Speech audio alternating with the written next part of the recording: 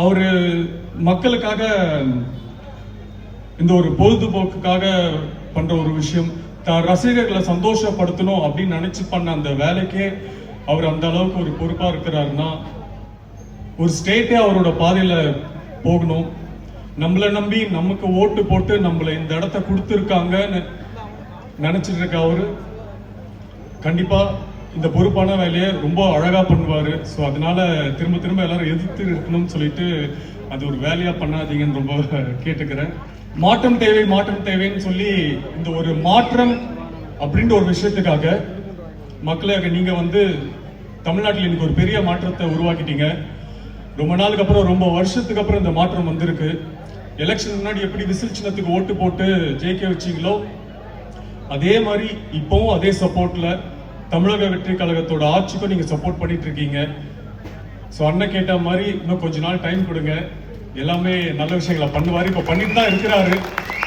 Already மக்களுக்கு தேவையான எல்லா நல்ல விஷயங்களும் பண்ணிட்டு தான் இருக்கிறாரு. இப்போ ரீசெண்டா 717 டாஸ்மாக்ல க்ளோஸ் பண்ணதும் சரி, உமன் சேஃப்டி சிங்கப்பெண் அதிரடி படைன்னு ஒரு டீமை லான்ச் பண்ணதும் சரி, அப்புறம் மேடம் ஜெயலலிதா மேடம் நம்மளுக்கு கொடுத்த 100 யூனிட் கரண்ட் இப்போ 200 யூனிட் கரண்டா இலவசமா பண்ணியிருக்காரு. ஸோ இந்த மாதிரி நிறைய விஷயங்களை நம்ம அண்ணன் தளபதி என்ன பண்ணிட்டு தான் இருப்பாரு.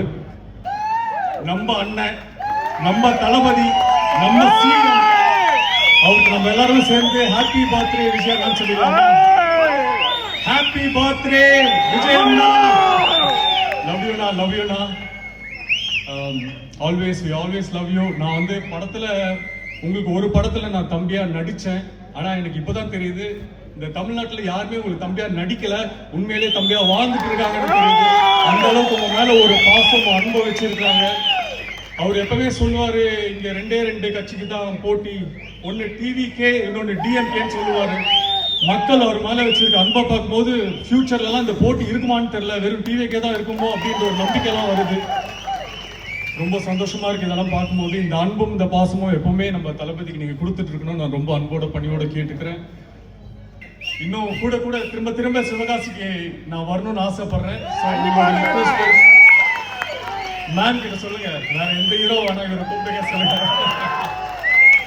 அப்புறம் ஃபர்ஸ்ட் நான் பேசும்போது சொன்னாரு, இந்த மாதிரி மேம் வந்து ஒரு பிரச்சாரம் பண்ணும்போது ஒரு நடிகர் வந்து அதனால அவர் அலோவ் பண்ணல, இப்ப இன்னைக்கு ஒரு நடிகர் கூட வந்திருக்காங்கன்ட்டு.